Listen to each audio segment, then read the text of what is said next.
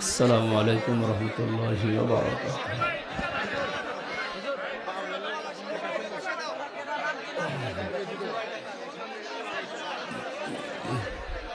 কথা বন্ধ করেন, একটু পিছিয়ে বসেন। আপনারা পিছিয়ে বসেন।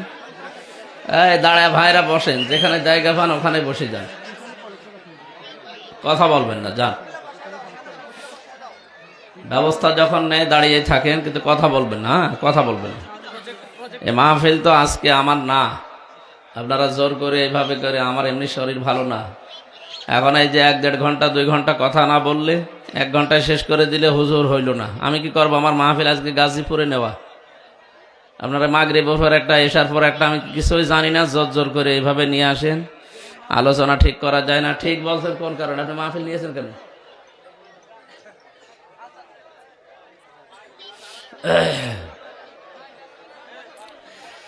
ইন্নাল হামদালিল্লাহি ওয়াস সালাতু ওয়াস সালামু আলা রাসূলিল্লাহ। আম্মা বা'দ, ফাউযু বিল্লাহি মিনাশ শাইতানির রাজীম। বিসমিল্লাহির রহমানির রহিম। না, কি আরম্ভ হয়েছে? এখানে সব বসিয়ে দেন তো, সব বসিয়ে দেন। গেটের ভেড় কমান, কথা বলা যাবে না ভাই। আর এখানে টাকা গুনবেন না, টাকা ভেতরে ভরে নেন, বাড়ি যেয়ে গুনবেন। যান ভাইরা, কথা বন্ধ করেন ভাই।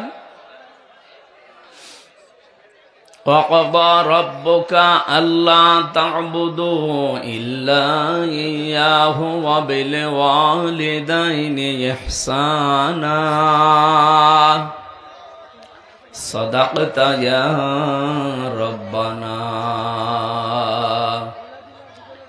عن أبي هريرة رضي الله تعالى عنه قال النبي صلى الله عليه وسلم. মাইক তো বাদাম বেচা মাইকে ছাড়া ভালো, একটু দূরে গেলে আওয়াজ পাওয়া যায় না, তো গলা ভেঙে যাবে। আওয়াজ বাড়িয়ে দেন, রিভাব দেন। যার দ্বারা সে কাজ হয় না, ওই কাজে নেন কেন? ছাগল দিয়ে হাল চাষ হয়, এইটা তো তাই হচ্ছে। عن أبي هريرة رضي الله تعالى عنه قال قال النبي صلى الله عليه وسلم هما جنتك هما نارك إلى آخر الحديث رواه ابن ماجه. وقال تعالى في شان رسوله وما زادهم إلا إيمانا وتسليما. اللهم صل على محمد وآله وصحبه وبارك وسلم. আলহামদুলিল্লাহ।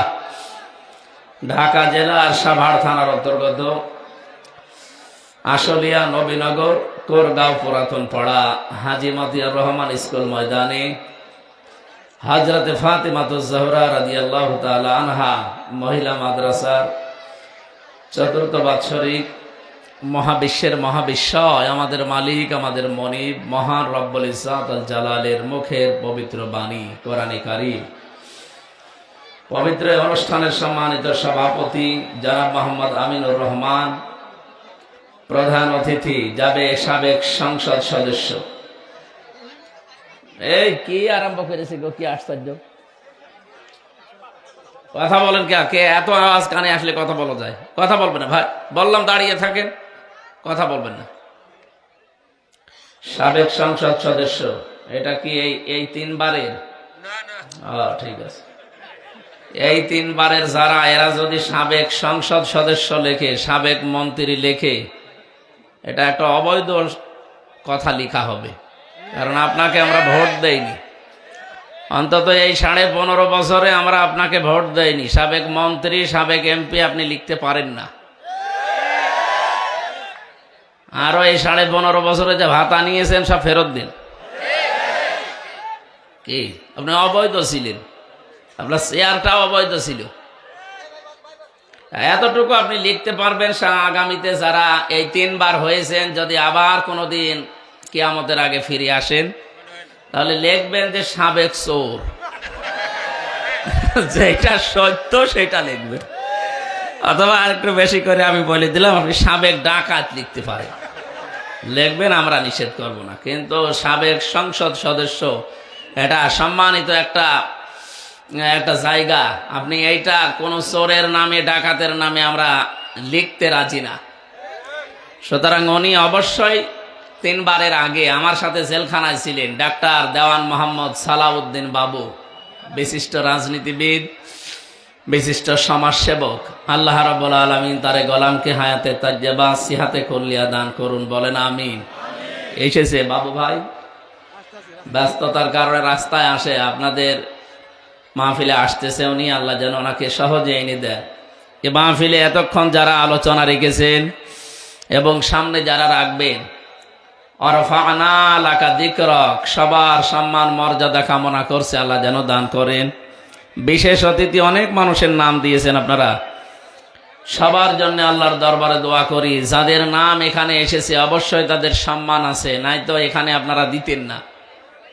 আল্লাহ পাক শুধু দুনিয়া না, মরণের পরেও তাদের সম্মান যেন ঠিক থাকে, সেই কাজ করার তৌফিক তাদের দান করেন। মরণের পরে সম্মান ঠিক থাকবে কাদের? ইয়ারফাইল্লাহুল্লাযীনা আমানু মিনকুম ওয়াল্লাযীনা উতুল ইলমা দারাজাত।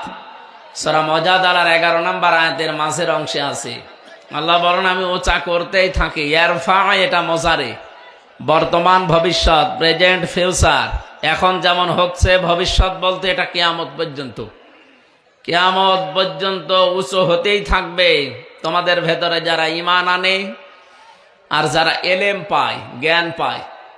সুতরাং এই দুইটা আল্লাহ রাব্বুল আলামিনের পক্ষ থেকে সম্মান আর মর্যাদা বাড়ানোর কারণ। আমরা যেন এই দুইটা গুণে তাদেরকে গুণান্বিত দেখতে পাই। শুধু নাম দিলেই হবে, এই দুইটা গুণ লাগবে, তাহলে মন থেকে মানুষ সম্মান করবে। কি কথা বলেন না কেন? আর এই দুইটা যদি না থাকে, হয়তো সামনাসামনি আপনারা দেখলে আসাদুজ্জামান কামালের মতো বলবে যে আপনি এদেশের কৃতি সন্তান, আর একটু পেছনে গেলে বলবে শয়তান মরে না কেন। আমি তো নিজে শুনেছি এই গালি দিতে। সামনাসামনি বলছে আপনি এদেশে না আসলে এদেশ ডুবে মরতো, পেছনে যে বলছে আল্লাহ এত মানুষ দেখো, এরে দেখো না, এরে তুলে নিতে পারো না। আমার দাদা, আমি জেলখানায় থাকতে দাদাটা মারা গেছে, একটা গল্প শোনাতেন আমাদের যে বাদশাহ হাজ্জাজ বিন ইউসুফ, এই লোকটা এত জালেম ছিল, মানুষ তার নামই দিয়েছিল জালেম। ওর নাম যে হাজ্জাজ বিন ইউসুফ, এই লোক অনেকে জানতো না, নাম জানতো ওর নাম কি। আপনি ইতিহাসের আবর্তনে দেখবেন, কালের আবর্তনে কিছুদিন পর, এখন হয়তো না, এখনো 100-200 বছর পর, এই দেশে যারা জালেম ছিল তাদের নাম অনেকে মনে রাখবে না, কিন্তু তারা যে জালেম ছিল এইটা বললে মানুষ বুঝবে যে অমক ছিল।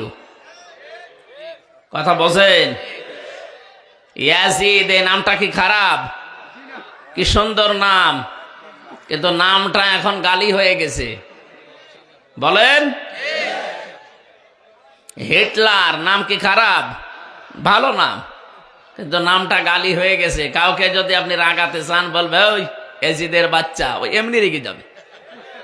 কারণ ও জালেম ছিল, সরকারি মাল তসরুপ করেছিল, কোনো অডিট ছিল না সরকারি মারে, জ্বর যার মূল্য তার, এই নীতিতে চলতো এই লোকটা। আমি তার পুরা জীবনী পড়ি এইটা পেয়েছি। এই 53 বছরে যাদের জীবনে এরকম কিছু পাবেন দেখবেন, আর 53 বছর পর ওই মানুষগুলোর নাম আর এই দেশে কেউ সম্মানের সাথে নেবে না, নিলে গালি। আমার তো মনে হয়, আমার মন ডেকে বলে, আর 100 বছর পর এদেশের একজনের নাম গালি হয়ে যাবে। মানুষ তখন তার নামটাও নিতে তো চাইবে না, ছেলে মেয়ের নামও রাখবে না। আমরা আবু জেহেল নামে কাউকে এখন দেখতে পাই? এমনকি কোন হিন্দুকেও যদি বলেন যে ভাই ছেলে হয়েছে, আপনি অন্য ধর্মের লোক, এই 1000 টাকা দিলাম, ছেলের নাম আবু জেহেল রাখবেন, বলে ওকে নাম, এটা হিন্দু রাজি না। তাহলে আপনি যা করলেন, আপনি তো আবু জেহেলকে ছাড়িয়ে গেছেন। আমি আবু জেহেলের পুরা জীবনী পড়ে দেখেছি, তার যতদিন রাজত্ব ছিল 14টা কাজ করেছিল জনগণের বিরুদ্ধে। আর আমি এই যে পালিয়ে গেছে, যা ইনার জীবনেও পড়েছি, এনার জীবনী পুরাটা এই 15.5 বছরে আমি 15টা অপরাধ পেয়েছি, বড় বড়, সব জনগণের বিরুদ্ধে। ও যদি 14টা করে ইতিহাস হয়ে থাকতে পারে, ইনি এক কাঠি বেশি, 15টা, ইনিও ইতিহাস হয়ে যাবে। বলেন? সুতরাং আমাদের এখান থেকে শিক্ষা নেওয়া দরকার। পেয়াদারা এসে বলছে, বাদশাহ আপনার জন্য তো বাইরে যাওয়া যায় না, মানুষ শুধু গালি দেয় আপনাকে। গালি দেয় কে গো? আমি দেখবো। ছদ্মবেশ নিয়েছে, দাড়ি মাড়ি লাগিয়ে বিভিন্ন তালিযুক্ত পোশাক মোশাক পরে রাস্তায় গেছে। এক গ্রাম্য লোকের সাথে দেখা, বলছে এই বেটাই, বাদশাহ হাজ্জাজ বিন ইউসুফ লোকটা কেমন? বলছে ও তো জালেম। কেমন? বলছে জালেমের বাচ্চা, জালেম। বলছে আমার আর জিজ্ঞাসা করার দরকার নেই, যেই বলি আর এক কাঠি বাড়িয়ে বলে। রেগে গেছি, যাই আমারে চিনিস? না, আমি সেই হাজ্জাজ বিন ইউসুফ। ও চিন্তা করছে আমার তো মাথা থাকবে না, ডাক দিয়ে বলে, বাদশাহ আপনি আমারে চেনেন? না, আমি এই গ্রামের ওই লোক যার মাসে 2 দিন মাথা খারাপ হয়, আজকে তার পয়লা দিন। বলছো ও তুই পাগল? কারে ধরলাম? পাগল বলে ওই দিন বেঁচে গিয়েছে, তাছাড়া বাঁচার কথা ছিল। আমরা এই 15.5 বছর পাগল বলেই বেশি আছি। কথা বলেন না কেন? নয়তো আমাদের অবস্থাও ডক্টর শফিকুল ইসলাম মাসুদের মতো হইতো, আমাদের অবস্থাও দেলাওয়ারের মতো হইতো। আমরা পাগল বলে বেশি আছি। এই জন্যে পৃথিবীতে জালেম যারা সামনাসামনি হয়তো তাদের প্রশংসা মানুষ করতে পারে, দিন গত হয়ে গেলে এই মানুষগুলোর যে কত বদনাম, এই বাস্তব এখন আল্লাহ দেখিয়েছেন। সূরা নমল 19 নম্বর পারার 20 নম্বর পৃষ্ঠার 7 নম্বর লাইনের 52 নম্বর আয়াত এটা পাবেন আপনি। আমার তো আয়াতটা পড়ার পরে মনে হয় বাংলাদেশ দেখে দেখে আল্লাহ যেন এ আয়াত নাজিল করেছে। এত আওয়াজ কানে আসে, আমার আওয়াজ করবেন না ভাই।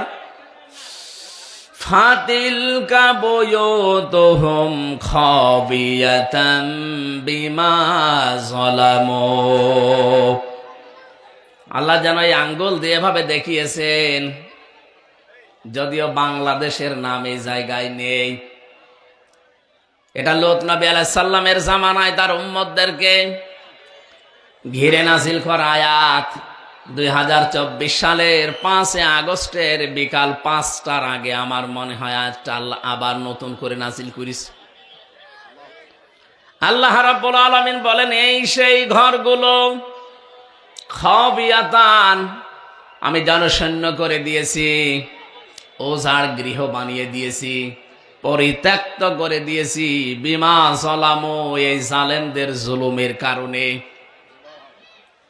ও ঢাকাবাসী, শুধু ঢাকা না, বাংলাদেশের 630টা থানা আছে, কম বেশি প্রায় জায়গায় আমি গেছি। যেখানে যাই দেখি জালেমদের বাড়ি ঘরে আয়াতের সাথে আল্লাহ মিলিয়ে দিয়েছেন, সবগুলো আজ জনশূন্য, ওঝাড় গৃহ হয়ে গেছে। কারণ যেখানে জুলুম করা হয় এই জায়গাটা পর্যন্ত আল্লাহ অভিশপ্ত বানিয়ে দেন। এ পর্যন্ত ছিল জালেমদের ব্যাপারে, এর পরের অংশ আল্লাহ দিয়েছেন আমাদের জন্য। আমরা এবার কি নেব এখান থেকে? ইন্না ফি যালিকা লাআয়াতাল লিকাউমিন ইয়ালামুন। এখানে লামে তাকিদ আছে, যারা আরবি গ্রামার জানে তারা টের পাচ্ছেন আয়াতটা কত কঠিন। এই নামেন ভাই, নামেন, আপনি এখানে এসে বলেন তো দেখি, আমার কানের কাছে আর একটু জোরে বলেন। আসে,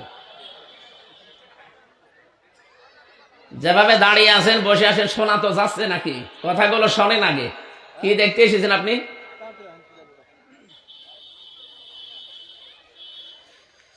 আল্লাহ রাব্বুল আলামিন বলেন, এর ভেতরে শিক্ষা আছে অবশ্যই, যারা জ্ঞানী তাদের জন্যে। আমরা জ্ঞানী মনে করি নিজেদেরকে। আমাদের এখানে শিক্ষা কি? আমাদের শিক্ষাটা হচ্ছে এই জালেমদের বিশাল শিকড় কিন্তু আল্লাহ অলরেডি কেটে দিয়েছেন। ফাকতিআ দাবিরুল কওমিল্লাযীনা যালামু। সূরা আনআমের ৪৫ নম্বর আয়াতের প্রথম অংশে আছে রব্বুল আলামিন বলেন জালেমদের শিকড় কেটে ফেলা হয়ে গেছে। কেটেছে কে? না না, আপনি আলেম। এখানে কতিয়া শব্দ আছে, এটা মজহুল, এর ফাইল বা কর্তাকে জানা নেই। আল্লাহ বলেন জালেমদের শিকড় কাটা হয়েছে, কেটেছে কে? আবার বলেন আল্লাহ। কে কেটেছে নেই জানা। এই জন্য সারা দেশে জালেমদের বাড়িঘর, প্রতিষ্ঠান, অফিস, আদালত তাকান, সব মাটির সাথে মিশে গেছে, কিন্তু ভেঙেছে কে কেউ জানে না।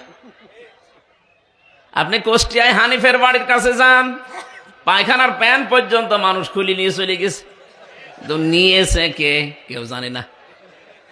সারা দেশে অবস্থা একই। এখান থেকে আপনি কি নিতে পারেন?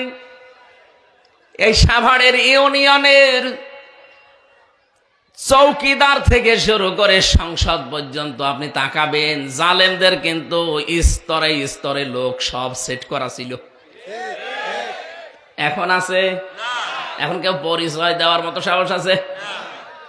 কোথায় পৌঁছিয়েছে আল্লাহ? খালি এই জুলুমের কারণে। কিসের কারণে? আল্লাহ এখান থেকে আমাদেরকে যেন বারবার তাকিয়ে, এতে দুই জায়গায় তাকিদ আছে, ইন্না একটা, লা একটা। আল্লাহ বলেন আমি তাকিদ দিয়ে বলছি, ভালো করে শোনো, অবশ্যই এর ভেতরে শিক্ষা আছে। যারা জ্ঞানী দাবি করো তাদের জন্যে। জালেমদের এত বড় শিকড় যদি কেটে আমি নির্বংশ করে দিতে পারি, আজ পৃথিবীতে আবার যারা তোমরা চেয়ারে বসবে, তারাও যেন যদি জুলুম করে তাদের বাড়ি ঘরও কিন্তু শ্মশান হয়ে যাবে। যেন আমাদের উচিত আমরা অতীত থেকে, জালেমদের জীবন থেকে যেন শিক্ষা নেই। সামনে যারা আসবেন, যে আসবেন জনগণের মালিক না, জনগণের সেবক হবেন। হ্যাঁ, কথা বলেন না কেন? আমরা এরকম সেবকই দেখতে চাই, মালিক দেখতে চাই না।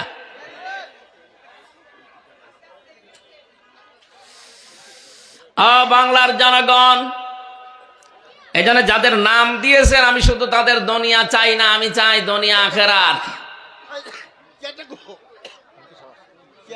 আমাদের এমপি সাহেব, সাবেক এমপি সাহেব এসেছেন, কই ওনার জন্য একটা চেয়ার এখানে দেন। সাবেক এমপি বাবু ভাই, আরে কোনটা? ও বাবু ভাই, চেহারা তো পাল্টিয়ে গেছে। 15 বছর বাইকে এসি যথেষ্ট। আপনি করেন আমি বুঝতে আপনি আমার পাশেই ছিলেন, আপনি 1 নম্বরে ছিলেন, আমি 4 নম্বরে। সুবহানাল্লাহ আলহামদুলিল্লাহ লা ইলাহা ইল্লাল্লাহ। সুবহানাল্লাহ আলহামদুলিল্লাহ লা ইলাহা ইল্লাল্লাহ। লা ইলাহা ইল্লাল্লাহ মুহাম্মাদুর রাসূলুল্লাহ। সাভারবাসী, যে কথাটা বলছিলাম, যতগুলো মানুষের নাম আপনারা দিয়েছেন, আমরা চাই এদের সম্মান মর্যাদা এ দুনিয়া শুধু না, মরণের পরও যেন আল্লাহ জান্নাত পর্যন্ত টিকিয়ে রাখেন। বলেন আমিন। কয়টা জিনিস লাগবে জানো? 2টা। একটা ঈমান লাগবে নির্ভেজাল, যে ঈমানের ভেতরে শিরিক থাকলে চলবে না। এই জন্য আমরা যারা এখানে সম্মান বাড়াতে চাই দুনিয়া আখেরাতে, এমন ঈমান আনা লাগবে, এমন ঈমানের দাবি করা লাগবে যে ঈমানে শিরিক নেই। আল্লাহ যেন তৌফিক দেন। বলেন আমিন। আমি এক কথায় জবাব দিচ্ছি, এদিকে তাকান ভাই। এমন এমন বাক্য বাংলা ইংরেজিতে পড়েননি, এক কথায়, এটাও এক কথায়। আল্লাহ যেটা পারে ওইটা অন্য কেউ পারে, এই বিশ্বাস যদি কেউ করেন, আপনি শিরিক করলেন। শিরিক যে করে সে মুশরিক। মুশরিক মারা গেলে বিনা হিসাবে, বিনা বিচারে জাহান্নামী। আর ফতোয়া লাগবে নতুন করে? সুতরাং আমাদের সতর্ক থাকা লাগবে। যাদের ঈমান আছে, বেঈমান যারা, ওদের কথা বাদ দিলাম, ইমান যাদের আছে তারা যেন শিরিক না করি। আবার এক কথায় বলছি, আল্লাহ যেটা পারে ওইটা অন্য কেউ পারে, এই বিশ্বাস করার নাম কি? সন্তান দিতে পারে কে বলেন তো? কোন বাবা পারে? কোন পীর সাহেব? অনেকে এই যে বিভিন্ন সময় দেখি বলে, হুজুর আপেল পুড়ি দিন, আমার বারবার মেয়ে হয় যেন ছেলে হয়। আরে ভাই, আপেল পড়ে যদি ছেলে হইতো তা আমার 3 মেয়ে, আমি আগে খাওয়াতাম না? কোথায় পেয়েছে সব আপেল পড়া? সুতরাং এই কাজ করতে গিয়ে অনেকে ইমান হারিয়ে ফেলছেন বিভিন্ন ভণ্ড পীরের কাছে গিয়ে। কোন বাবা, কোন মাজার, কোন জিন্দা পীর, কোন মরা পীর পারবে না। সন্তান দিতে পারবে কে? এবার দ্বিতীয় পয়েন্টটা বলি, এটা ক্লাস চলছে, বলবো দ্বিতীয়টা। আলাহুল খালক ওয়াল আমর, আল্লাহ পাক বলেন বানিয়েছি আমি, হুকুম চলবে আমার। সুতরাং আল্লাহর আইন এই জমিনে কায়েম করার জন্য যদি কেউ চেষ্টা করে, আপনি যদি তাকে উল্টা পাল্টা কথা বলেন, তার পেছনে না থাকেন, আপনার ঈমান নিয়ে সমস্যা দেখা দেবে, টানাটানি বাঁধবে। নিজে মানতে পারেন না সেটা আলাদা বিষয়, কিন্তু যারা চায় আপনাকে, তাদের পেছনে থাকা লাগবে। সূরা আরাফের 54 নম্বর আয়াতের মাঝে এই আয়াতটা আছে, আলাহুল খালক ওয়াল আমর, আইন চলবে তার যিনি বানিয়েছেন, সৃষ্টি যার। ইনিল হুকমু ইল্লা লিল্লাহ, সূরা ইউসুফের 40 নম্বর আয়াতের মাঝের অংশে আছে, আল্লাহ পাক বলেন আইন শুধুমাত্র চলবে আমার। এই জন্য আল্লাহর আইন প্রতিষ্ঠার কাজ করা, চেষ্টা করা, যদি না হয় ওটা আপনার বিষয় না, চেষ্টা করে যাওয়া ফরজ কাজ, নামাজের মতো। আল্লাহ তৌফিক দিন ইমানের দাবি অনুযায়ী, বলেন আমিন। আজকের মাহফিলে উপস্থিত আপনারা কিছুক্ষণ আগে দেখলেন আমাদের প্রধান অতিথি এসেছেন, ডাক্তার দেওয়ান মোহাম্মদ সালাউদ্দিন বাবু। উনি কিছুক্ষণ থাকবেন। আমাদের তো সময় আছে আর আধা ঘন্টা মতো, আমরা ক্লোজ করবো আলোচনাটা। এরপরে আপনাদের যারা আলোচক আছে তাদেরকে নিয়ে চালান। যেহেতু গাজীপুরে আছি, আমি চলে যাব ইনশাল্লাহ। মাহফিলে উপস্থিত হয়েছেন আজকে আমার শ্রদ্ধাভাজন বড় ভাই জনাব জাহিদুর রহমান, দামাত বারকাতুহুমুল আলিয়া। মঞ্চে বসা আরো যারা আছেন সম্মানিত ব্যক্তিবর্গ, সামনে বসা মুসলমান ভাইরা, পর্দার আড়ালের সম্মানিতা মা এবং বোনেরা, প্রশাসনের ভাইরা, প্রাণপ্রিয় ঢাকাবাসী, আল্লাহর দরবারে শুকরিয়া জানাচ্ছি যিনি আমাদেরকে বিবেক দিয়েছেন। এই বিবেকটা এই 15.5 বছরে কাজ করেনি, এই জন্যই অনেকে জোর করেছিল। যদি বিবেকটা কাজে লাগতো তাহলে জোর করে 15.5 বছরে থাকতো না। কথা বলেন না কেন? নবীজির হাদিস, ও ইমামের প্রতি আল্লাহ সব সময় 24 ঘন্টা লানত বর্ষণ করতে থাকে। যে ইমাম জোর করে ইমামতি করে, তার মুসল্লিরা তার উপরে নারাজ। এখানে মুসল্লি মানে আপনার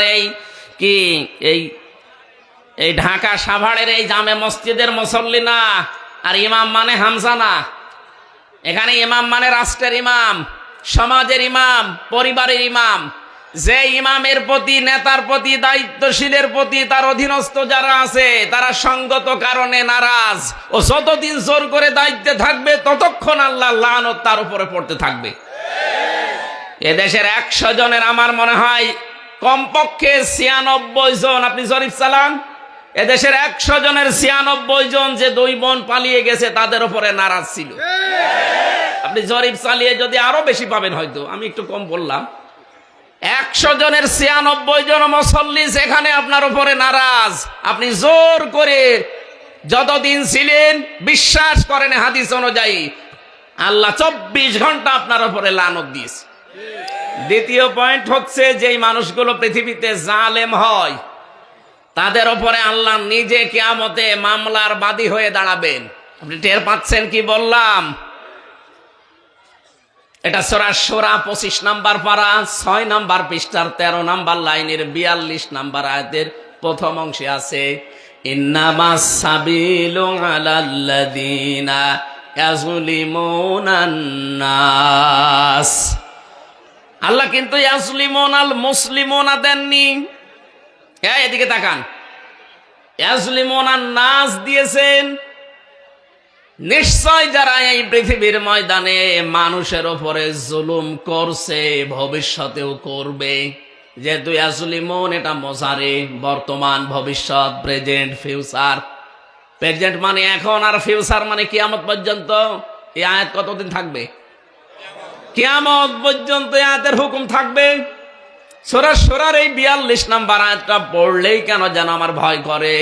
আল্লাহ বলেন, আমি নিশ্চয় কিয়ামতের দিন মামলা দায়ের করব তাদের বিরুদ্ধে যারা মানুষ হয়ে মানুষের উপরে জুলুম করছে এবং ভবিষ্যতেও করবে বলে নিয়ত করছে। আল্লাহ ইয়াজলিমুনা না দিয়ে জালেম শব্দটা যদি দিতেন তাও তো অর্থ হয়ে যেত অন্তত মাজি বা পাস্ট, অতীতের অর্থ হতো। বর্তমান আর ভবিষ্যৎ দিয়েছেন এই কারণে এখন হয়তো অনেকে করছে না, ভবিষ্যতে অনেকে জুলুম করবে বলে আশা করি আছে যে দাঁড়ান চেয়ার পাই দেখেন কি করি, এরকম অনেকের মনে নেই। এই জন্য যারা জালেম এখন করছেন জুলুম, ভবিষ্যতেও যারা করবে, আল্লাহ বলেন আমি নিজে তাদের বিরুদ্ধে কিয়ামতে মামলা দায়ের করব, আমি নিজে বাদী। আমরা যারা মামলা বিভিন্ন কেস কামের আসামি আছে, এখানে মামলার বাদী যত বড় হয় মামলা তত কঠিন হয়। আমার যদি কোনো সলিমদ্দি কলিমদ্দি মামলা দিত সর্বোচ্চ 3-4 দিনে আমি চলে আসতাম বেরিয়ে, কিন্তু 3টা বছর আমার ফাঁসির কন্ডেম সেলের ভেতরে আটক করে রেখেছিল, কারণ মামলার বাদী আল্লাহর ওলি। ওনার মামলার বাদীছে আমারও, এই জন্য আমার ছাড়ে নাই। আমারও যদি মামলার বাদী সত্যি এই যে জাহিদ ভাই হয়তো, সালাউদ্দিন ভাই হয়তো, আমি সত্যি চলে আসতাম, কারণ ওনাদের হয়তো মামলা দিত টাকার জন্য, কয় টাকা লাগবে দিয়ে দিতাম। আমি যেখানে ছিলাম আকিস গ্রুপের খতিব আমি, ওদের বাংলাদেশে কয়জন ধনির ভেতরে ওরা একজন, টাকা যা লাগতো দিয়ে দিত। কিন্তু এমন জন মামলা দিয়েছে অত টাকার দরকার না, ওর প্রতিশোধ নেওয়া দরকার। হিংসার বশবর্তী হয়ে মানুষের উপরে জুলুম করা মানুষ আমি বাংলাদেশে একটা মহিলাকে দেখলাম। হিংসা কত নিম্নে তাকে নামাতে পারে, একটা বিধবা মহিলাকে বাড়ি থেকে সে বের করে দিয়েছে। হ্যাঁ কথা বলেন। খালেদা জিয়ার স্বামী আছে, তাকে পর্যন্ত এক কাপড়ে বাড়ি থেকে বের করে দিল। একটা মাজলুম পরিবার বাংলাদেশে, এই জিয়া পরিবারটা। আমি শহীদ জিয়ার জন্য এমনি মন থেকে দোয়া করি। এই লোকটার নাম শুনলে মানুষ আগে শহীদ বলে কেন? বঙ্গবন্ধুকেও তো কেউ না কেউ মেরে ফেলেছে, কই তার নাম শুনলে তো কুকুরও শহীদ বলে না। কেন বলে না বলেন তো? এই লোকটা শহীদ আমার মনে হয় হয়নি, যদিও লোককে মেরে ফেলেছে মানুষ, কিন্তু শহীদ জিয়াকেও মানুষ মেরেছে। তার নাম শুনলেই মানুষ কি বলে আগে? শহীদ জিয়া। এই শব্দটা এমনি এমনি আসে। শহীদ মনে করছেন যে খেলা চোরা জিনিস না? আল্লাহ কত বড় ধমক দিয়েছেন শহীদের ব্যাপারে, কেউ উল্টা পাল্টা ধারণা করবা না। কেউ যদি শহীদ হয় মুখ দিয়ে তো বলবাই না যে লোকটা মরে গেছে, না। এটা সূরা বাকারার 154 নম্বর আয়াতে আছে, ওয়ালা তাকুলু লিমাই ইয়াকতালু ফি সাবিলিল্লাহি আমওয়াত বাল আহইয়াউ ওয়ালাকিন লা তাশউরুন। আল্লাহ পাক বলেন যারা শহীদ হয়, হে পৃথিবীর মানুষেরা, কেউ এই কথা বলবা না যে মরে গেছে, বরং তারা জীবিত, কিন্তু তোমরা টের পাও না। দ্বিতীয় সূরা আলে ইমরানের 169 নম্বর আয়াতে আছে, ওয়ালা তাকুলু ওয়ালা তাহসাবান্নাল্লাযীনা কুতিলু ফি সাবিলিল্লাহি আমওয়াতা বাল আহইয়াউন ইনদা রাব্বিহিম ইরযাকুন। আল্লাহ বলেন মুখে বলার পরে মানুষ যেহেতু ধারণা করতে পারে, ধারণার উপরও আমি নোটিশ দিলাম, আইন জারি করলাম, সাবধান, কেউ যেন ধারণাও করবা না যে ও মরে গেছে। না, যারা শহীদ হয় এই মানুষগুলো জিন্দা, জীবিত, আর আমি নিজে আল্লাহ তাদেরকে খাওয়াই। আরো জোরে বলেন সুবহানাল্লাহ। হিংসার বশবর্তী হয়ে মানুষ যত নিচে নামতে পারে, কোরআনে সূরা মায়েদার 2 জায়গায় আল্লাহ এক কথা দিয়েছেন, ওয়ালা ইয়াজরিমান্নাকুম শানাআনু কওমিন। তোমরা হিংসার বশবর্তী হয়ে, রাগের বশবর্তী হয়ে কোন ব্যক্তি, পরিবার, সমাজ, রাষ্ট্র, দল, গোষ্ঠী, তাদের উপরে যেন এমন কোন কাজ করবা না যে পরে আফসোস করা লাগে। আর 15.5 বছরে যাই করেছেন জনগণের উপরে, 14 দল বাদ দিয়ে আমরা যা আছি সব মাজলুম না? কথা বলেন। যারা এই জুলুম করেছেন তাদের এখন রাতে ঘুম হওয়ার কথা। উনি এখন ওই দেশ থেকে চলে আসতে চায়, বলে আমি অঘোষিত জেলখানায় আছি, আমি আর এখানে থাকবো না, আমি চলে যাব। আসেন, 275টা মামলা আপনার নামে। আপনি কি এমনি এমনি এসে আবার থেকে যাবেন? একটা বিনা কারণে মিথ্যা মামলা দিয়ে বিধবা মহিলাকে আপনি 6 বছর জেল খাটালেন, আর আপনার একেবারে সব লিগাল মামলা 275টা আরো হবে।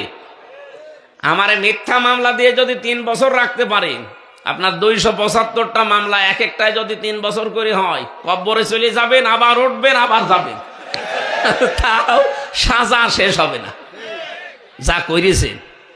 এই জন্য আমরা যেন হিংসার বশবর্তী হয়ে, রাগের বশবর্তী হয়ে কোনো ব্যক্তি, কোনো গোষ্ঠী, কোনো দল, কোনো পরিবার কারো উপরে যেন এমন কোনো কাজ না করে যে পরে আবার কিয়ামত পর্যন্ত আফসোস করা লাগে। আল্লাহ আগে এই প্রশ্নপত্র ফাঁস করে দিলেন, এরপরও যদি কেউ সাবধান না হয় সেটা তার কপালের দোষ। আল্লাহ আমাদেরকে বেঁচে থাকার তৌফিক দিন, বলেন আমিন। এই জন্য জালেম যারা, এরা আল্লাহর মামলার আসামি। আমি ওনাকে উদ্দেশ্য করে বলছি এই কারণে, এই 15.5 বছরে যারা জুলুম করেছেন, যাদের কারণে মানুষ ঘরে থাকতে পারে নাই, মিথ্যা মামলা দিয়ে, মিথ্যা সাক্ষী দিয়ে বছরের পর বছর অন্ধপ্রকোষ্ঠে রেখে দিয়েছেন। শুধু এতটুকু না, গুম করেছেন, খুন করেছেন, আয়না ঘরে রেখেছেন। আমারও মিনি আয়না ঘরে 10 দিন রেখেছিলেন। বেগটায় আমারে নেয়নি, আমার ছোটটাই নিয়েছিল। আমি দেখেছি মানুষ মানুষের উপরে কি অত্যাচার করে ওখানে, তাহলে বড়টাই কি করিস। সুতরাং এই সমস্ত কাজগুলো যারা করেছেন, এখন যদি মনে করেন আস্তাগফিরুল্লাহ পড়ে দিলাম আমার সব মাফ হয়ে গেল, না, এইটার নাম তাওবা না। অপরাধ যার কাছে, স্বীকার করবেন তার কাছে। এক কথা বলেন না কেন? সুতরাং এই 15.5 বছরে যার যার কাছে অপরাধ করেছেন, আপনি যদি মাপ পেতে চান, যদি ধরা না খেতে চান কিয়ামতে, তাহলে যার যার অপরাধ করেছেন তার কাছে আগে স্বীকার করবেন আর তার ক্ষতিপূরণ দিয়ে দেবেন। আমি জেলখানায় এক ওসি পেয়েছিলাম, উনি আমার মাঝে মাঝে কন্টেম সেলের ভেতরে আমার কাছে এসে বলতো, হুজুর আমি এই যে নির্বাচনে এর আগে যেটা বাইরে ছিলাম, ওই যে রাতের ভোট দিনে হয়ে গেল না, ওজা আমার রাত 12টার পর থেকে আমার যা লোকজন আছে, আমি আল্লাহর রাস্তায় ভোট কাটা আরম্ভ করলাম, ফজর পর্যন্ত এই কাজ করলাম, বাক্স ভর্তি করে পাঠিয়ে দিলাম। এবার ফজরের আজান দিল, আমি গোসল করলাম, ওযু করে 2 রাকাত শুকরিয়ার নামাজ পড়লাম, তওবার নামাজ, 2 রাকাত তওবার নামাজ পড়ে বললাম যে আস্তাগফিরুল্লাহ। আমার এই তওবা কি হয়েছে? কিসের তওবা আপনার? আপনি কি আল্লাহর কাছে দোষ করেছেন যে আপনি আস্তাগফিরুল্লাহ পড়েন? আপনি দোষ করেছেন হামজার কাছে। এই কথা বলেন না কেন? একটা এমপি বানাতে 3.5 থেকে 4 লাখ হামজা লাগে, হামজার বউ লাগে। আপনি তাদের সব ভোট নিজে দিয়ে এখন পড়ছেন আস্তাগফিরুল্লাহ। আপনি আল্লাহর কাছে দোষ করলে মাপ পেতেন, দোষ করেছেন হামজার কাছে আর হামজার বউর কাছে। এই কথা বলেন না কেন? আগে আমাদের কাছে আসবেন, আমরা যদি বলি মাফ করতে পারি, 2টা করে লাথি দেব, তাই খাওয়া লাগবে। যদি বলি না 2টা লাথি হবে না, আরো কিছু দেওয়া লাগবে, তাই আপনাকে দেওয়া লাগবে। কিন্তু দুঃখের বিষয়, আরো পরিতাপের বিষয়, আরো ভয়ঙ্কর বিষয়, আপনি মাপ চাবেন কি করে? আপনি তো 8 বছর জেল আপনার, আপনি 8 বছর পরে বের হয়ে দেখবেন অনেক হামজা, অনেক হামজার বউ মারা গেছে, আপনি তাদের কাছে মাপ চাবেন কি করে? কথা বলেন না কেন? এই জন্য এইরকম পাগলামি যেন আর কেউ সামনে না করি। কোন জালেমাকে টিকিয়ে রাখতে আপনি নিজের জীবনটায় জাহান্নামের আসামি বানিয়ে ফেললেন। আপনি টের পাচ্ছেন আল্লাহর মামলার আসামি আপনি। এদেশে 1628টা চেয়ার ছিল, মেন চেয়ার। যারা দায়িত্বে ছিলেন কম বেশি সবগুলো হয় জালেম, নাই জালেমের দোষক। আর এরা সব মামলার আসামি কার? হামজা যদি আপনাকে মামলা নাও দেয়, আপনি কিন্তু অলরেডি আল্লাহর মামলার আসামি। এজন্য সাবধান থাকা লাগবে। আমি যে 2টা পয়েন্ট বললাম, একটা জুলুমের জন্য, আর একটা ইমাম ইমামতি করবে কিন্তু মুসল্লিরা তার উপরে সঙ্গত কারণে নারাজ, তার উপরে আল্লাহ 24 ঘন্টা লানত দিতে আছে। এরকম কোন কাজ আমাদের দ্বারা সামনে যেন না হয়। আল্লাহ আমাদেরকে তৌফিক দিন বেঁচে থাকার, বলেন আমিন। এটা রজব মাস, আজকে 26 তারিখ। এই রাতে বিশ্বনবীকে আল্লাহ নিয়েছিলেন এই ধলির ধরা থেকে, তার আরশ মহল্লায় বিভিন্ন নিদর্শন দেখিয়েছেন। একাধারে 27 বছর কয় বছর? 27টা বছর তাকে মাত্র 14টা জিনিস শিখিয়েছিলেন। কেন? 13টা বছর তিনি নবুয়ত পাওয়ার পরে জুলুম, অত্যাচার, নির্যাতনের শিকার হলেন। তার চাচাটা গেল মারা, স্ত্রী গেল মারা। এটা দুঃখের বছর বলা হয়। রব্বুল আলামিন বলেন, হে নবী, আপনাকে আমি সামনে একটা রাষ্ট্রের দায়িত্বে দেব এবং রাষ্ট্রকে কল্যাণময় রাষ্ট্র করতে হলে কি করা লাগবে আপনাকে আমি নিজে হাতে কলমে আমার ল্যাবরেটরিতে গবেষণাগারে বসিয়ে আপনাকে আমি শিখাবো। বিশ্বনবী মুহাম্মদ রাসূলুল্লাহকে আল্লাহ নিয়ে গেলেন, লিনুরিয়াহু মিন আয়াতিনা ইন্নাহু হুয়াস সামিউল আলিম। আল্লাহ বলেন, আমার বিভিন্ন নিদর্শন তাকে দেখিয়েছি, জান্নাত, জাহান্নাম, পুলসিরাত, মিজানের পাল্লা, সবগুলো তাকে দেখালাম। এখান থেকে একটা তথ্য আমি বের করেছি, এদিকে তাকান। আপনারা হয়তো চিন্তা ভাবনা করলে আপনার জ্ঞানেও আসবে। মিজানের পাল্লা আমরা সে জন্মের পর থেকে নাম শুনছি। মিজানের পাল্লা মানে কি বলেন তো? দাড়ি পাল্লা অনেকে মনে করে দাড়ি পাল্লা। মিজানের পাল্লা মানে দাড়ি পাল্লা না, মিজান মানে মানদণ্ড। মিজান মানে কি বলেন বলেন? কিয়ামতের ময়দানে আল্লাহ এটা সেট করবে আপনার নেকি আর বদি ওজন করার জন্য। এইটাই তো আমরা জানি নাকি? এক কথা বলেন না কেন? যেখান থেকে যা শুনবেন দেখবেন ওখান থেকে একটা শিক্ষা আসবে। ভালো করে শুনেন।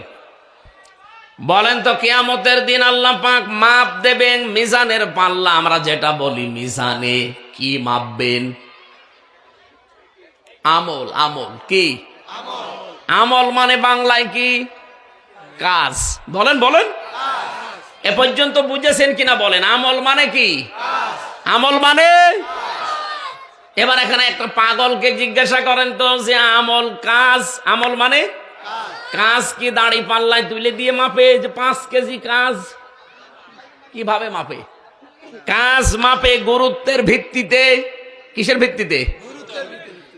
এই যে প্যান্ডেলটা যদি এখন ডাক্তার সাহেবকে বলা হয় যে আপনি মেপে দেন, উনি মেপে দেওয়ার জন্য কি দাড়ি পাল্লায় তুলে দেবে? এটার জন্য মাপতে একটা আলাদা যন্ত্র আছে, তার নাম ফিতা বা গজ। এই কথা বলেন না কেন? এই যে পানির বোতল দেন আমাকে খাবার জন্য, পানিটা যদি ওনার কাছে দেয়, উনি কি ফিতা দিয়ে মাপবে? এর জন্য সিসি আছে, লিটার আছে। আপনাকে আমি চাউল দিলাম, চাউল কি আপনি ফিতা দিয়ে মাপবেন? বলেন। এটার জন্য বাটখারা আছে, কেজি আছে, পাথর আছে, আলাদা যন্ত্র সব। পৃথিবীর প্রতিটি জিনিস পরিমাপ করার জন্য আলাদা আলাদা যন্ত্র আছে, তার নামও আলাদা আলাদা। কিয়ামতের দিন আল্লাহ আমল মাপবেন। আমল মানে কাজ। আমল মানে কাজ। কোনদিন দাড়ি পাল্লায় মানুষ মাপে না। কোনদিন চিন্তা করেছেন এই শব্দটা নিয়ে যে কিয়ামতের দিন আল্লাহ মিজান সেট করবে? আর নবীকেও আল্লাহ মিজান দেখিয়েছিলেন। কাজ কোনদিন মানুষ দাড়ি পাল্লা দিয়ে, সিসি দিয়ে, স্ক্যান দিয়ে, পাথর দিয়ে, কেজি দিয়ে মাপে না। কাজ মাপতে হলে লাগে গুরুত্ব। কি লাগে? গুরুত্বের ভিত্তিতে কাজটা করা লাগে। এটা মাপতে হয় গুরুত্ব দিয়ে। তাহলে গুরুত্বের দিক থেকে আপনার জীবনে যেই কাজগুলো আল্লাহ আগে দিয়েছেন, ওই কাজগুলো আপনি আগে করবেন। গুরুত্বের ভিত্তিতে কাজ আগে না করে কম গুরুত্বপূর্ণ কাজ যেগুলো, ওগুলো যদি আগে করেন, জীবনেও কোনো জিনিস আপনি টেকাতে পারবেন না। এই যে মঞ্চটা, এর আসল গুরুত্বপূর্ণ জিনিস হচ্ছে সামিয়ানার খুঁটি। এই কথা বলছে না কেন? সামিয়ানার খুঁটি না থাকলে মঞ্চ টিকবে আর কেউ মঞ্চ বলবে। কিন্তু এখানে গুরুত্বহীন কিছু জিনিস আছে। এই যে কার্পেট পাড়া, এই যে মাইক দেওয়া আছে, টেবিল দেওয়া আছে, এই যে বোতল দেওয়া আছে। বলেন তো, এগুলো না থাকলে মানুষ বলবে না যে এটা মঞ্চ? তাহলে এখানে গুরুত্বপূর্ণ এবং গুরুত্বহীন দুইটা জিনিস পেয়েছি। একটা সামিয়ানা আর খুঁটি আসল, আর বাকিগুলো যা আছে এগুলো অত গুরুত্বপূর্ণ না। এই জন্য জীবনে যত ইবাদত আল্লাহ আমাদের করার জন্য নির্দেশ দিয়েছেন, প্রতিটি ইবাদতে দেখবেন গুরুত্বপূর্ণ কিছু জিনিস আলাদা করা আছে আর গুরুত্বহীন কিছু জিনিস আলাদা করা আছে। নামাজে ফরজ কয়টা? 17টা। আপনি বানাচ্ছেন নতুন করে 13টা। নামাজে ফরজ কয়টা? বাইরে 7টা, ভেতরে 6টা, সব মিলে কয়টা বলেন তো? এই যে বাইরে আর ভেতরে 13টা ফরজ, বাইরে বেশি না ভেতরে বেশি? এলাকার মানুষ কি নামাজ কালাম পড়ে না নাকি? এই বাইরে বেশি না ভেতরে বেশি? বাইরে। বাইরে বেশি কোনটা? শরীর পাক। কি পাক? শরীর পাক না হলে নামাজ হবে? বলেন। শরীর পাক বলতে কি বোঝেন? এই শরীর পাক করতে হলে শুধু গোসল করলে আর ওযু করলে শরীর পাক হয়ে যায়। নবীজি জানিয়েছেন এই শব্দের ব্যাখ্যায় তামাম দুনিয়া যত মুসলিম আছে সবাই কিন্তু একটা শরীরের মতো। এই হাদিস শোনেন না কোনোদিন? তামাম দুনিয়ার সব মুসলিম আমার উম্মত যারা দাবি করে তারা কিসের মতো? আমার এই চোখে যদি ব্যথা হয় হাতে টের পাবে, হাতে ব্যথা হলে চোখে টের পাবে, পাবে না? তামাম দুনিয়ায় 257টা দেশের ভেতরে 57টা মুসলিম দেশ, 210 কোটি মুসলিম আমরা বাস করি। যেখানেই কোনো মুসলমান অত্যাচার, জুলুম, নির্যাতনের শিকার হবে, এখান থেকে কিছু করতে না পারলো করা লাগবে। এখান থেকে যদি ওগুলো না করে বলেন যে যা করছে করুক, লা ইলাহা ইল্লাল্লাহ, আপনি বুঝতে হবে আপনার এই জায়গাটা প্যারালাইজড হয়ে গেছে অথবা অকেজো হয়ে গেছে, এই জন্য আপনার হাতে টের পাচ্ছে না। আমার এই হাতে যদি এখন প্যারালাইজড হয়ে যায়, এই হাতে আপনি যতই আঘাত করেন এই জায়গাটা কিন্তু টের পাবে। আরো জোরে বলেন। আমেরিকা যারা অত্যাচার করেন, গাজায় যারা অত্যাচার করলো, ফিলিস্তিনে এখনো যারা অত্যাচার চালাচ্ছে, বাংলাদেশেও যারা অত্যাচার করেছে, এই দৃশ্যগুলো দেখে যদি কোনো মুসলমান বলে না ওটা আমার দলের না, ওটা আমার লোক না, যে যা করছে করুক গা, আমি তো ভালো আছি, আপনি মনে করবেন আপনার এই জায়গাটা প্যারালাইজড হয়ে গেছে আপনার ইমানের ভেতরে। প্যারালাইজ জিনিস যেমন নিজে নড়তে পারে না একজনের সাহায্য ছাড়া, আপনার যে ইমান, এই ইমান দিয়ে আপনি জান্নাতেও যেতে পারবেন না। আমার প্রথম পয়েন্ট ছিল আপনার শরীর পাক, এটা আমি বোঝাতে উদাহরণ টানলাম। শরীর বলতে যেহেতু তামাম দুনিয়ার সব মুসলিম একটা শরীরের মতো। এখন আমি এই সাভার জামে মসজিদে নামাজ পড়তে যাব, এদিকে তাকান। নামাজ পড়তে যাওয়ার সময় দেখি সামনে একজন মহিলা বেপরদা, মাথায় কাপড় নেই, বুকে ওড়না নেই, এমন কায়দায় দাঁড়িয়ে আছে। আমি যদি বলি নাউজুবিল্লাহ, আস্তাগফিরুল্লাহ, এইভাবে মহিলারা চলাফেরা করে, এই দেখে আমি চলে গেলাম। মনে করেন শাবনূরের মতো একটা মহিলা এরকম বেপরদায় দাঁড়িয়ে আছে, নামাজে দাঁড়িয়ে যদি আপনি সূরা কিরাত তেলাওয়াত করেন, আলহামদুলিল্লাহি রাব্বিল আলামিন, আপনি যতই আল্লাহর ওলি দাবি করেন, মনে মনে খেয়াল করবেন যে আমি কি দেখি আসলাম। বলেন তো এখন কি ওই শাবনূরকে মেরে ফেলা লাগবে? না, তাকে পবিত্র করা লাগবে। তাকে পবিত্র করার মাধ্যম আল্লাহ দিয়েছেন পর্দা। কি বলেন? বলেন। ওকে পর্দা দেওয়ার ক্ষমতা আমার আছে? সালাউদ্দিন সাহেবের আছে? না, রাষ্ট্রের আছে, এবং তার দায়িত্বশীল যারা তাদের আছে। সুতরাং এই দায়িত্বশীল গুলোকে দায়িত্বপূর্ণ আচরণ করা দরকার। আর এই রাষ্ট্রকে এমন জায়গায় দেওয়া দরকার, রাষ্ট্র যেন তাকে পবিত্র করে পর্দার বিধান দেয়। তাহলে নামাজে দাঁড়ার সময় যদি ওই রকম কিছু বাঁধবে তো না, বাঁধবে কিন্তু ফাতেমার মতো দেখতে মনে হবে। হযরতে ফাতেমা যখন বাইরে যেতেন তখন যেমন পর্দা করে যেতেন, ওরকম রাস্তাঘাটে দেখবেন, কিন্তু শাবনূর না, দেখবেন আপনি ফাতেমা। নামাজে দাঁড়াবেন কিন্তু আপনার ওই খেয়াল আর আসবে না, কারণ আপনি দেখিয়ে এসেছেন হয় নিজের খালা নাই নিজের মেয়ে। আমার বোঝানোর বিষয় ছিল 13টা বিষয়, যেহেতু ফরজ নামাজের ভেতরে, এই 13টা ফরজের একটা ফরজ আপনি আদায় করেননি, 12টা আদায় করেছেন, আপনার নামাজ হবে? বলেন বলেন। এখন যদি বলেন না আমি 12টা আদায় করলাম, একটা করি নাই, অন্তত 12টা সওয়াব দেন, কি হবে? না। এটা যেমন সহজে বুঝলেন। হ্যাঁ, 14টা ওয়াজিব আছে, যদি আপনি একটাও ছেড়ে দেন আপনার নামাজ হবে, কিন্তু জরিমানা দেওয়া লাগবে, সিজদা। কি দেওয়া লাগবে? বলেন বলেন। সুন্নত আছে 12টা, নামাজ ভেঙে যাওয়ার কারণ আছে 19টা।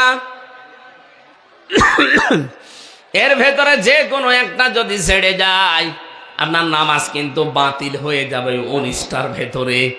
13টা ফরজ যেমন গুরুত্বপূর্ণ সামনে রাখা লাগে, এরপরে ওয়াজিব, এরপরে সুন্নাত, এরপরে মুস্তাহাব, এরপরে নফল, এরপরে মুবাহ, সব সিরিয়াল করা আছে।